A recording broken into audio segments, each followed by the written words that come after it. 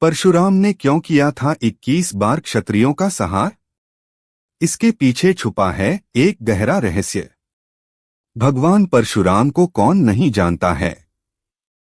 उन्हें जगत के पालनहार भगवान विष्णु का छठा अवतार माना जाता है। कहते हैं कि परशुराम ने 21 बार समस्त क्षत्रिय वंशों का संहार कर भूमि को क्षत्रिय विहीन कर दिया था। इसका उल्लेख पुराणों में भी मिलता है।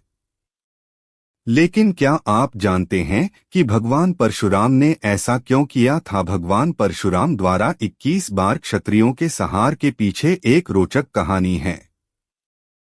दरअसल महिष्मती नगर के राजा सहस्त्रार्जुन क्षत्रिय समाज के है वंश के राजा कार्तवीर्य और रानी कौशिक के पुत्र थे। सहस्त्रार्जुन का वास्तविक नाम अर्जुन था। कहते हैं कि उन्होंने भगवान दत्तात्रेय को अपनी तपस्या द्वारा प्रसन्न करके उनसे 10,000 हाथों का आशीर्वाद प्राप्त किया था। इसके बाद से ही अर्जुन का नाम सहस्त्रार्जुन पड़ा खा जाता है। महिष्मती सम्राट सहस्त्रार्जुन अपने घमंड में चूर होकर धर्म की सभी सीमाओं को लांघ चुका था। उसके अत्याचारों से जनता त्रस्त हो चुकी थी।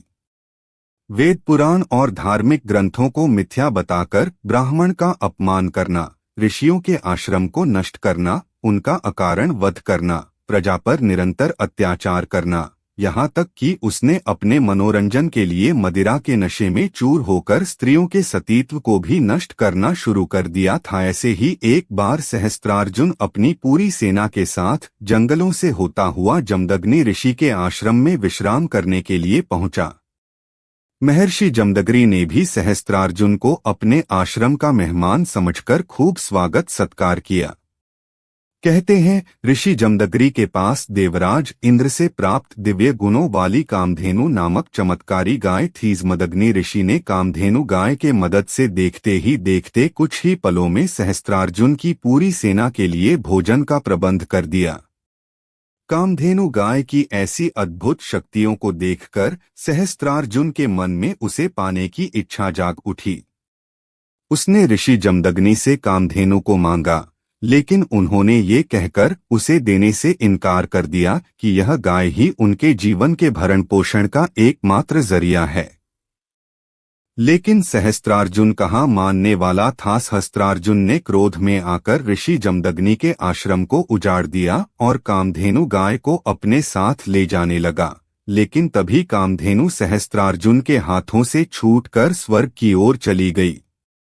इसके बाद जब भगवान परशुराम अपने आश्रम पहुंचे तो अपने आश्रम को तहस-नहस देखकर और अपने माता पिता के अपमान की बातें सुनकर क्रोध में आ गए और उन्होंने उसी वक्त सहस्त्रार्जुन और उसकी सेना का नाश करने का संकल्प लिया। परशुराम भगवान शिव द्वारा दिए महाशक्तिशाली फरसे को साथ लेकर सहस्त्रार्जुन के नगर महिष्मती पहुंचे, जहां परशुराम और सहस्त्रार्जुन और उसकी सेना के बीच भयंकर युद्ध हुआ, जिसमें परशुराम ने अपने प्रचंड बल से सहस्त्रार्जुन की हजारों भुजाएं और धड़ परशु फरसा से काट कर उसका वध कर दिया। सहस्त्रार्जुन के वध के बाद परशुराम अपने पिता ऋषि जमदग्नि के आदेशानुसार प्रायश्चित करने के लिए तीर्थ यात्रा पर चले गए। लेकिन तभी मौका पाकर सहस्त्रार्जुन के पुत्रों ने अपने सहयोगी क्षत्रियों की मदद से तपस्यारत ऋषि जमदग्नि का उनके ही आश्रम में सिर काटकर उनका वध कर दिया।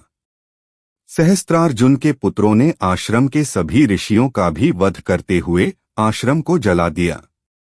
तभी माता रेणुका ने सहायतावश अपने पुत्र परशुराम को विलाप स्वर में पुकारा। वीडियो अच्छी लगी हो तो सब्सक्राइब करें।